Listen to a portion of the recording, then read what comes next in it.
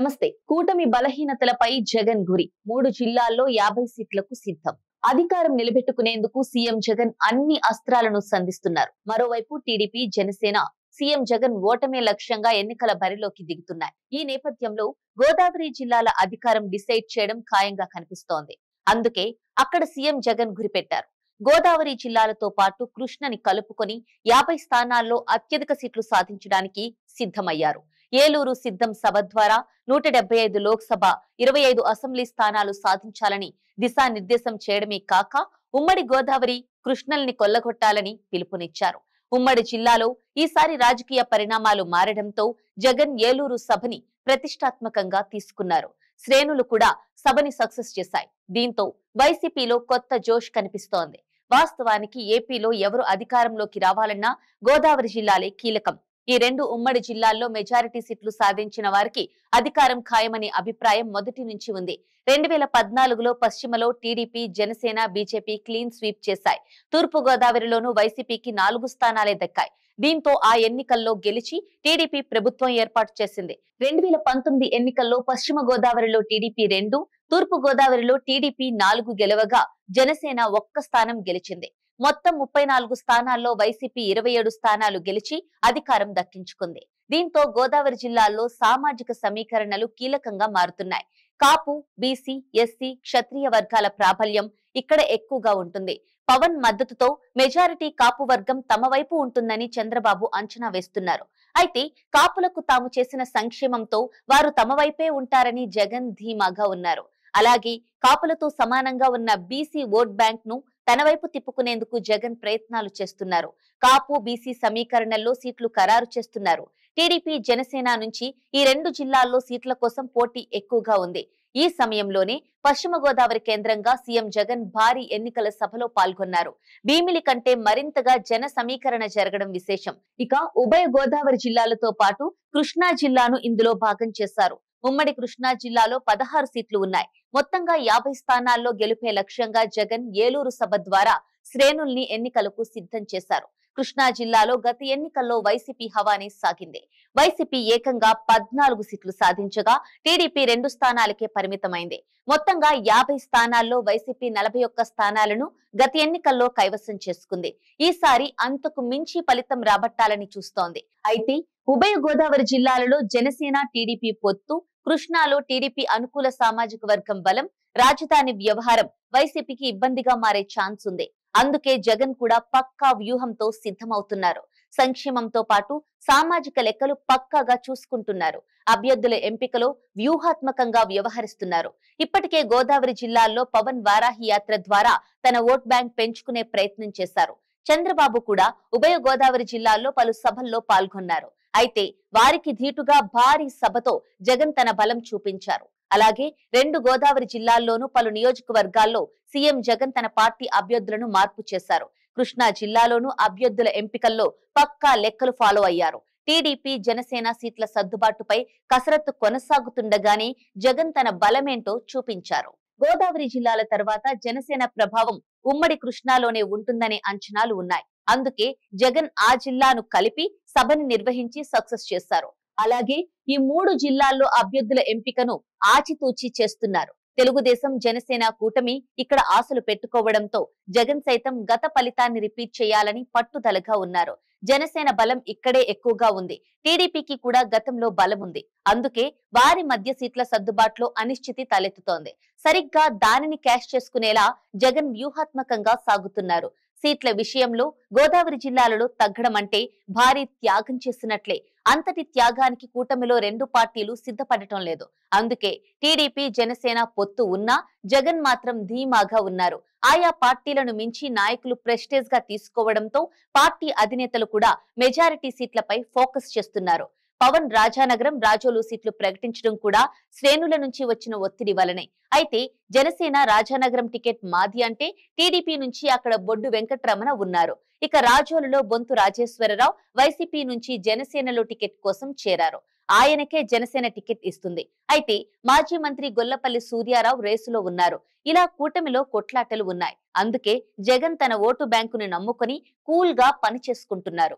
ఇప్పటికే ఉమ్మడి తూర్పుగోదావరి జిల్లా వైసీపీ ఎమ్మెల్యే అభ్యర్థుల లిస్ట్ దాదాపుగా ఖరారైంది. మొత్తం 19 స్థానాలకు 11 మంది సిట్టింగ్లకు సీఎం జగన్ మళ్లీ ఛాన్స్ దాదాపు ఇచ్చారు. పిఠాపురం పెన్నెం దొరబాబు, పి గన్నవరం కొండేటి చిట్టిబాబు, జగ్గంపేట జ్యోతుల చంటిబాబు, ప్రత్తిపాడు పర్వత ప్రసాద్, రామచంద్రాపురం స్థానాల్లో సిట్టింగ్లను తప్పించి కొత్త వారికి జగన్ ఛాన్స్ ఇచ్చారు. Rampachodavaram Nagulapalli Dhanalakshmi, Jaggampeta Thota Narasimham, Prathipadu Varupula Subbarao, Pithapuram Vanga Geetha, Kakinada rural Kurasala Kannababu, Kakinada city Dwarampudi Chandrasekhar Reddy, Tuni Dadisetti Raja, Rajahmundry city Margani Bharat, Rajahmundry rural Chelluboina Venu, Anaparthi Sathi Suryanarayana Reddy, Mummidivaram Ponnada Satish, Amalapuram Pinipe Srikanth, P Gannavaram Moka Ramadevi, Razole Rapaka Varaprasad, Kothapeta Chirla Jaggireddy, Mandapeta Thota Trimurthulu, Ramachandrapuram పిల్లి సూర్యప్రకాష్, పెద్దాపురం దవులూరి దొరబాబు, రాజానగరం జక్కంపూడి రాజా పోటీ చేయడం దాదాపు ఖాయమే. పశ్చిమ గోదావరిలోనూ దాదాపు క్లారిటీ వచ్చింది. భీమవరం గ్రంథి శ్రీనివాస్, నరసాపురం ముదునూరి ప్రసాద్ రాజు, పాలకొల్లు గుడాల గోపి, ఆచంట చెరుకువాడ శ్రీరంగనాథరాజు, తణుకు కారుమూరి నాగేశ్వరరావు, తాడేపల్లిగూడెం కొట్టు సత్యనారాయణ, ఉండి పివిఎల్ నరసింహరాజు, ఏలూరు ఆళ్ల నాని, దెందులూరు అబ్బయ్య చౌదరి, చింతలపూడి కంబం విజయరాజు, పోలవరం తెల్లం రాజ్యలక్ష్మి బాలరాజు, ఉంగుటూరు శ్రీనివాసబాబు, గోపాలపురం తానేటి వనిత, నిడదవోలు శ్రీనివాసులు నాయుడు, కొవ్వూరు తలారి వెంకట్రావు పోటీ చేయడం కూడా దాదాపు ఖాయమైనట్టు తెలుస్తోంది. సామాజిక లెక్కలు, గెలుపు వ్యూహాలు పక్కా సిద్ధం చేసి జగన్ అభ్యర్థుల ఎంపికను పూర్తి చేస్తున్నారు. అలాగే కృష్ణాలోనూ దాదాపు క్లారిటీ వచ్చింది. మచిలీపట్నం పేర్ని కృష్ణమూర్తి, విజయవాడ సెంట్రల్ వెల్లంపల్లి శ్రీనివాసరావు, విజయవాడ వెస్ట్ షేక్ ఆసిఫ్, పెనమలూరు జోగి రమేష్, పెడన ఉప్పాల రాము, తిరువూరు నల్లగట్ల స్వామిదాస్, అవనిగడ్డ డాక్టర్ సింహాద్రి చంద్రశేఖరరావు, మైలవరం సర్నాల తిరుపతిరావు యాదవ్లను ఇప్పటికే అధికారికంగా ప్రకటించారు. మిగతా స్థానాల్లోనూ కసరత్తులు జరుగుతున్నాయి. అయితే టీడీపీ జనసేనలో మాత్రం సీట్ల ఎంపిక ఒక కొలిక్కి రాలేదు. ఈ 3 జిల్లాల పరిధిలో టీడీపీ 1 స్థానంలో, జనసేన 2 స్థానాల్లో పొత్తుతో సంబంధం లేకుండానే అభ్యర్థులను ప్రకటించాయి. ఇదే కూటమిలో కుంపటి రాచేసింది. ముందు అభ్యర్థుల ఎంపిక, సీట్ల సర్దుబాటు ఎలా ఉండనుందో తేల్చేసింది.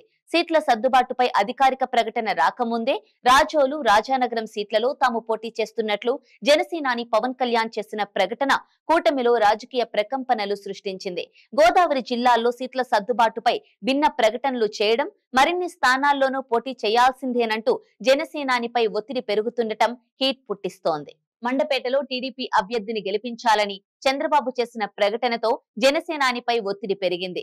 ఆయన 2 సీట్లు ప్రకటించారు. టీడీపీ జనసేన కూటమిలో సీట్ల సర్దుబాటుపై వివిధ దశల్లో చర్చలు జరుగుతున్నాయి. 2 పార్టీల అధినేతలు పలు సందర్భాల్లో భేటీ అయి ఎవరు ఎక్కడ పోటీ చేయాలన్న దానిపై చర్చించారు. అయితే ఇంతవరకు సీట్ల సర్దుబాటుపై అధికారికంగా ప్రకటన విడుదల కాకపోవడంతో ఎన్నికలు సమీపిస్తున్నందున జనసేన సీట్లపై స్పష్టత రావాలంటూ ఆ పార్టీ కేడర్ నుంచి పవన్ కళ్యాణ్ పై ఒత్తిడి పెరుగుతోంది. ఉమ్మడి తూర్పుగోదావరి జిల్లాలో 19 అసెంబ్లీ, 3 పార్లమెంటు నియోజకవర్గాలు ఉన్నాయి. ఈ 3 పార్లమెంటు నియోజకవర్గాల పరిధిలో 3 నియోజకవర్గాల నుంచి పోటీ చేయాలని జనసేన భావిస్తోంది. టీడీపీ కూడా ఎక్కువ సీట్లను ఈ జిల్లా నుంచే ఇచ్చేందుకు సిద్ధంగా ఉందన్నారు. అలా అని జనసేన అడిగిన నియోజకవర్గాలు కాకుండా ఒక్కో పార్లమెంటు పరిధిలో 2 సీట్లు ఇచ్చేందుకు టీడీపీ సుముఖంగా ఉందన్న ప్రచారం జరుగుతోంది. కాపు ఓట్లు ఎక్కువగా ఉండే కాకినాడ పార్లమెంటు పరిధిలో పిఠాపురం, ప్రత్తిపాడు, కాకినాడ సిటీ నియోజకవర్గాలను జనసేన ఆశిస్తున్నట్లు చెబుతున్నారు. పిఠాపురంలో టీడీపీకి బలమైన అభ్యర్థి ఉండగా జనసేన కూడా ఆ సీటును అడుగుతుండటంతో ఇరు పార్టీల్లో ఓ రకమైన టెన్షన్ వాతావరణం కనిపిస్తోంది. అలాగే పశ్చిమ గోదావరి జిల్లాలోని 15 సీట్లలో సగం జనసేన కోరుతోంది. అయితే తమకు బలం ఉన్న చోట సీట్లు వదులుకోవడానికి టీడీపీ సిద్ధంగా లేదు.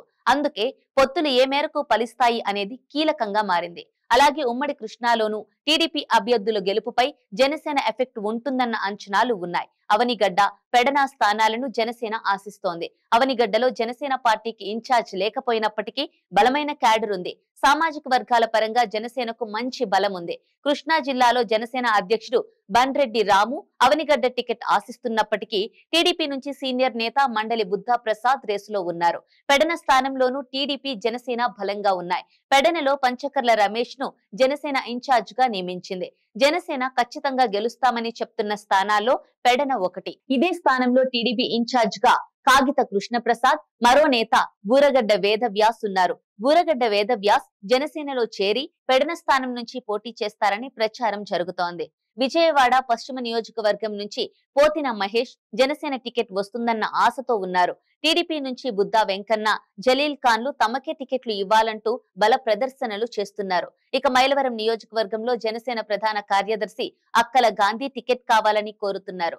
మైలవరం టికెట్ టీడీపీకి వెళ్లే అవకాశాలు ఉన్నాయి. ఇక ఉమ్మడి కృష్ణా జిల్లాలోని కూటమిలో సీట్ల సిగపట్లు తప్పేలా లేవు. అందుకే జగన్ ధీమాగా ఉన్నారు. అభ్యర్థులను సామాజిక వర్గాల వారీగా ప్రకటిస్తూ కూటమి ఎత్తులు చిత్తు చేస్తూ ఉమ్మడి ఉభయ గోదావరి జిల్లాల్లోని 34 సీట్లు, ఉమ్మడి కృష్ణాలోని 16, మొత్తం 50 స్థానాల్లో అత్యధిక స్థానాలు గెలవడమే లక్ష్యంగా అడుగులు వేస్తున్నారు. అంతేకాక 50 సీట్లలో మండల, గ్రామ స్థాయిలో ప్రభావం చూపే నాయకులను నయానో భయానో తమ వైపు తిప్పుకొని 50 నియోజకవర్గాల్లో 500 కోట్లు ఖర్చు పెట్టే వ్యూహంతో ముందుకెళుతోందనే టాక్ కూడా రాజకీయ వర్గాల్లో వినిపిస్తోంది.